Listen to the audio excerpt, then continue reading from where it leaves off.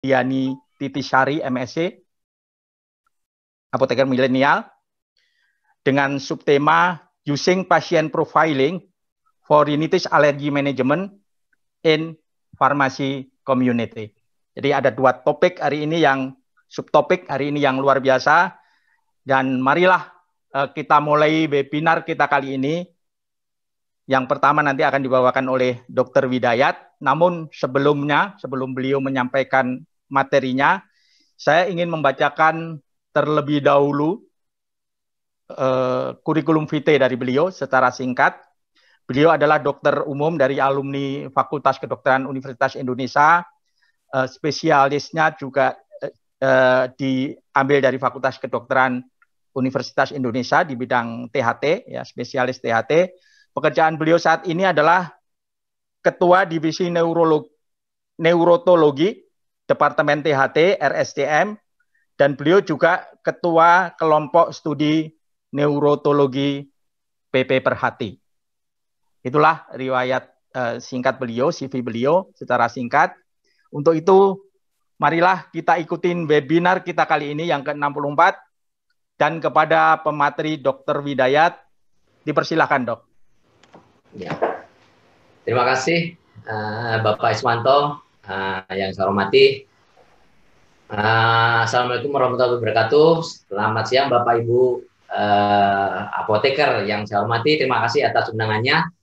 Mohon izin saya mungkin menyampaikan materi ini secara klinis karena diminta oleh panitia ya. Saya share dulu.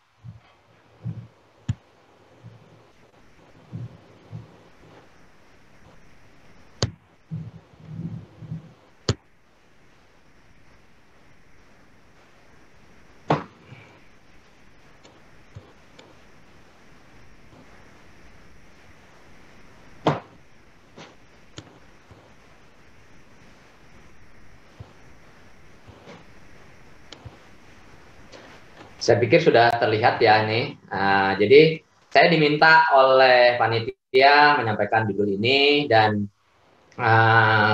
ini learning objektifnya bahwa setelah mengikuti webinar ini peserta diharapkan dapat memahami bagaimana menerapkan pasien profil dalam pemilihan antihistamin untuk menangani rhinitis alergi, kemudian memahami antihistamin yang tepat untuk pasien anak, pasien pekerja aktif, pasien usia lanjut, dan ibu hamil dan menyusui biasanya.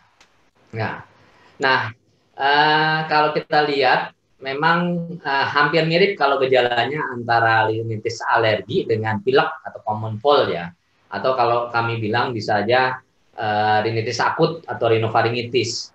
Kalau rhinitis alergi itu pastilah gejalanya juga sama, kebanyakan pilek juga sama, terus hidungnya encer, meler, kemudian bersin-bersin, hidung tersumbat, kadang-kadang gatal. Nah, ini khasnya memang terpajan oleh suatu alergen. Biasanya alergennya inhalan atau hirup gitu ya. Kalau pilek tentu saja gejalanya tergantung. Kalau virus bisa juga ingus encer, tapi kalau sudah bakteri biasanya agak kental dan warnanya mungkin bisa aja kuning. Nah, biasanya juga kadang-kadang ada sakit kepala, ada batuk biasanya seperti itu. Jadi membedakannya adalah pasti ada kalau rhinitis alergi ada pajanan alergi dan sering biasanya bersin duluan, ingus encer dan hidung tersumbat dan gatal kadang-kadang. Nah, ini definisi menurut area bahwa rhinitis alergi adalah kelainan pada hidung dengan gejala bersin-bersin. Jadi ada bersin-bersin. Rhinorrhea itu artinya keluar cairan sekret yang bening biasanya, ya bening. Nah, jadi rasa gatal dan tersumbat kadang-kadang. Nah, karena terpajan oleh alergen ya, diperantara oleh IgE biasanya. Nah, penyakit ini banyak ya, mungkin sekitar lebih dari 40% gitu ya. Malah mungkin kalau misalnya untuk beberapa orang kadang-kadang ada riwayat atopik bisa timbul asmanya. Nah, ini patogenesisnya, jadi mungkin Bapak Ibu sudah mungkin mengetahui ada dua fase sebenarnya, fase cepat dan fase lambat. Kalau kita lihat fase cepat tuh biasanya mulai 1 jam, jadi pasti ada desensitasi dulu, jadi masalnya ini mengenal dulu gitu. Nah, pada saat pajanan kedua barulah dia bisa bereaksi sama alergennya itu, sehingga akan menimbulkan misalnya degranulisasi produk-produk seperti degranulisasi mast cell dengan histamin keluarnya. Kemudian juga banyak nih platelet antifactor juga bradikinin banyak. Nah, kemudian ini kira-kira sih 1 jam. Biasanya yang paling sering dialami oleh pasien tuh gatal gitu, atau bersin yang berulang. Biasanya lebih dari 10 kali bisa. Biasanya di pagi hari sih ya. Terus ingusnya meler, bening. Kadang-kadang dengan sering juga dengan hidungnya tersumbat.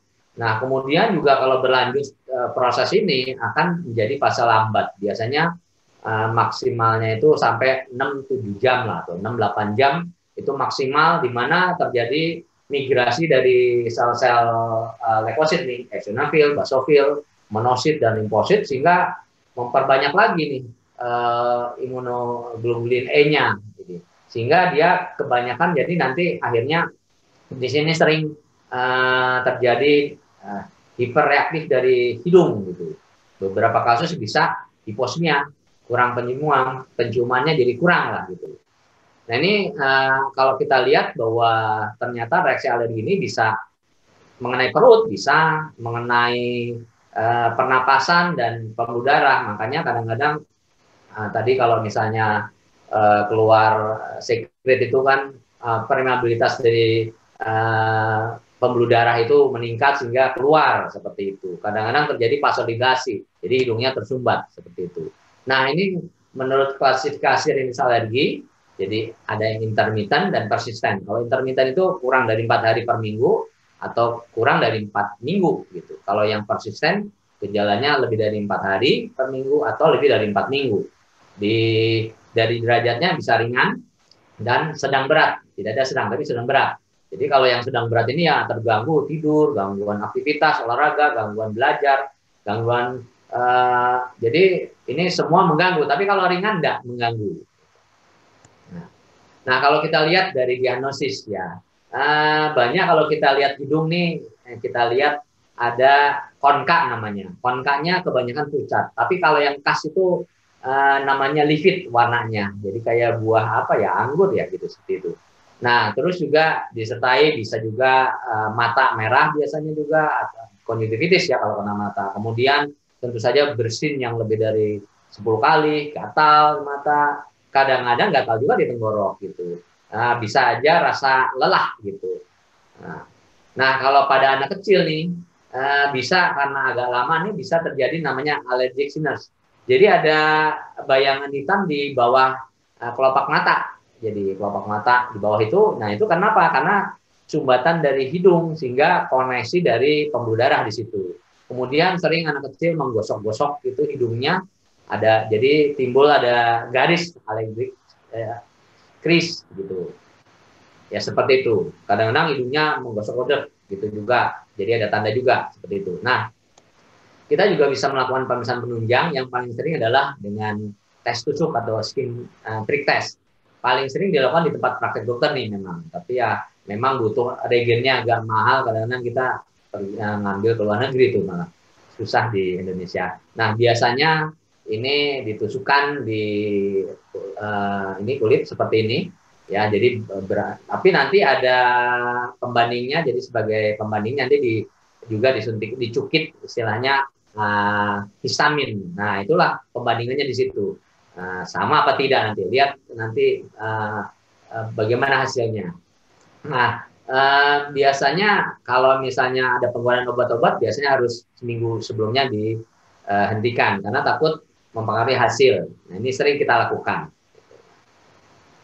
Nah, ini kalau pemeriksaan darah biasanya kita tes darah untuk mengukur IgE yang spesifik. Kalau IgE yang tidak spesifik agak susah ya. Kadang-kadang juga ada rinitis karena neutrofil itu.